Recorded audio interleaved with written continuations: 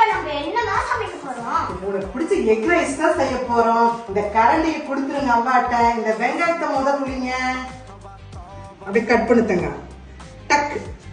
அவ்வளவு. கொஞ்ச நேரம் தான் எனக்கு கண்ணு ரொம்ப இருந்துச்சு.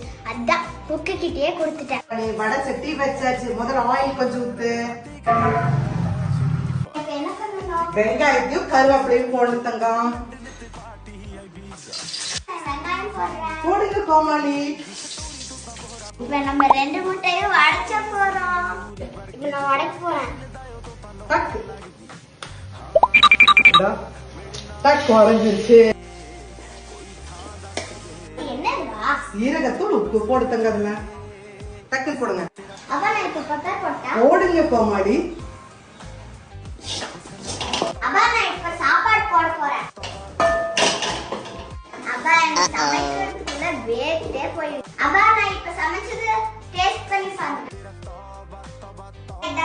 தேங்க்யூ. சிவானி செஞ்ச எக் ரைஸ் சூப்பரா இருக்குதுங்க.